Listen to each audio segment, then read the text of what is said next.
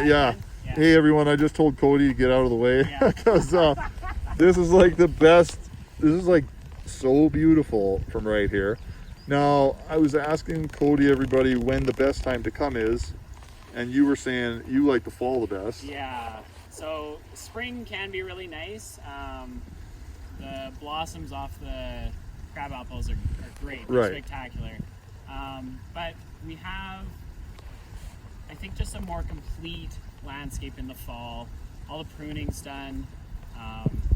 The grass is fully green. Yeah. Everything's shaped. Well, like you said, that Russian olive right there is looking sparse right now. Yeah, it looks like it's dead. Right. It just is very late to really open up and put out its leaves. And then in the fall, you do have obviously spectacular yellows, oranges, and reds from the maples, and it just it just really helps elevate the whole landscape into just this crazy spectacular show almost. Like it's a work of art at that point. Yeah. No. How? Okay, because this is like the annoying part about Lethbridge is the wind. Yes. So like we get the turning colors. Are the maples pretty decent at like holding on to their leaves for a little bit, or is it like a hey man, we better get here because like the wind's gonna blow these stupid things off? Both, yeah. It's both. Okay. There's some years I am very surprised how long the leaves last. Yeah. But yeah, there's others where it's if you don't catch it that day, we get a storm like we had the last couple of days. They're gone. Yeah. And maybe that's what kind of makes it almost more impressive for me. It's like, it's this fleeting moment of just like almost like utter perfection, and then it's just like gone in an instant. Right. And then so throughout the summer here then, and I'll back up here so I can get you back in now, but like in the summer, are there events that like are specific to like, so you said probably, well, depending on all this COVID stuff, but like you said, if people wanted to, if they want to just like nice and chill, like there's places to just kind of sit and like hang out and read and just sort of stop from the world for a little while. But then they can get possibly, if the restrictions, like lunch packages you could buy.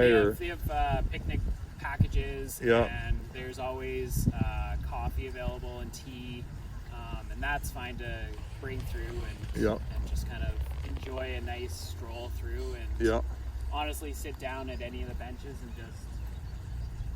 just take it in. And just take it in. That's kind of the point is bringing certain aspects of like Southern Alberta, so bringing almost like Waterton, bringing the foothills, bringing all of it into a smaller space within the city. Right. Like that's with the stream, that's that bubbling kind of brook type of feel. Yes. It takes you almost out of the city. Yes. And into the natural landscape of this area. Yeah, and I don't want to be too like dramatic, but with me, but it's like, shut off your phone. Yeah. Like just like stop. Yeah.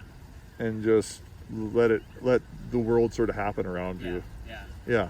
Yeah, it's interesting how much has been designed for the different senses in here. Right. It's definitely using all your senses besides taste, unless you are bringing some food, but right. I don't know how good. Don't lick the trees. Yeah, don't lick all the wood. But it's we actually had a talk about how Japanese gardens can be really good for the blind as well. Because the way a lot of it is designed is you can almost sense where the path is as you walk along the stream. You can hear it calm. You can hear it hit the bridge and hit the little waterfall. Like there's different aspects of sound that are really changed. Interesting. It was a very interesting talk. We walked around short segments with our eyes closed just to really feel the wind using all those other senses. It was really, really cool. That's sweet. Yeah. Because that's the thing, man. You just like, I don't know. That's the stuff I never think about. I just never think about like I was saying to you earlier, it's not somewhere where I was just like, okay, is this is just a touristy like Lethbridge thingy, Yeah. where we're just like travelers go through and they're like, oh, Japanese garden, and then people who live here maybe don't actually realize, like, you can hear the birds right now. Yeah. You can, like, you maybe just don't realize how nice it can be if you just enjoy just like taking a minute. Yes. Right? Yeah, exactly. So so how much is it to get in? Is it like $6 or $10 or Oh, $5? What is it? I don't want to misquote because I can't remember what. Okay, we're at that's now. fine. It's I just think kinda- I think it's 10 or 10? 12 or something. Okay. It's And been then a while it's- since I've paid to get in. Well, so- yeah, exactly. And then it's like an unlimited time, right? You can kind of come Yeah. in and Yeah. chill. Yeah, obviously, like depending close to closing, but yeah, Yeah, like you right, come right, at the right. start of the day, and you can hang out all day if you want. Do they do like Tai Chi or any other kind of like? Do they do any kind of like so- meditation, Yeah, like yoga, There anything? is yoga. Yeah. I think it's through the Canadian Yoga Institute? Okay. I think. Okay. But I'm Well, not I can totally ask. sure. One of our counselors is on that Yeah. board, so I can ask her. Yeah, so they'll come in and either use this space or the space, the flat space out back. Ooh, that'd be pretty sweet. Yeah, it's really nice. And they have, I think, morning sessions, and then I think there is one in the evening Okay. at some point in the week. Okay. Tai Chi, they used to come. Because I've just seen some people on And- Henderson Yeah, just doing it, but I Yeah. wasn't sure if they had any other yeah. And I think there is a bit of. sort of meditation I type. think there is a meditation guy that will come in and lead different things. Okay.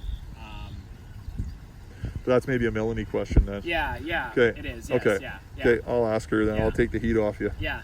Okay, that's cool. Well, hey man, thanks so much for Yeah. taking us My through pleasure. here and Yeah. like explaining just like the nuances of it. Now, so if a kid is like really interested in, I don't know, being an arborist, or they, what's the what would you recommend as a path to like your path is probably different than other Yeah, people's. So yeah. then, but how do they sort of, how would a kid get experience to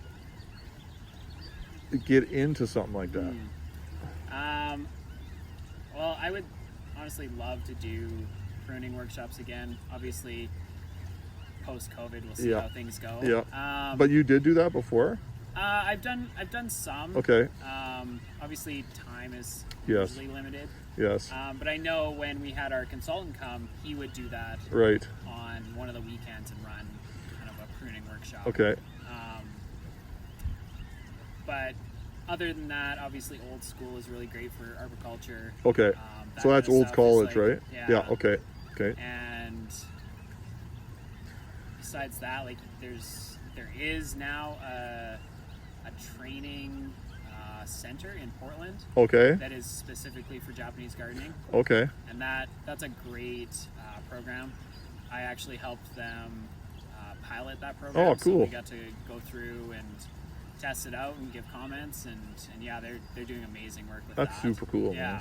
That's super Besides cool. that, you'd have to go to probably Japan. Right. Or, Right. Well, Yeah. right. But that's pretty cool. Okay. Yeah. Well, then that gives me that kind of info, and then we can just go with it, man, Yeah. and roll with it. Thank you so much. Yeah, you're welcome. It's awesome. My pleasure.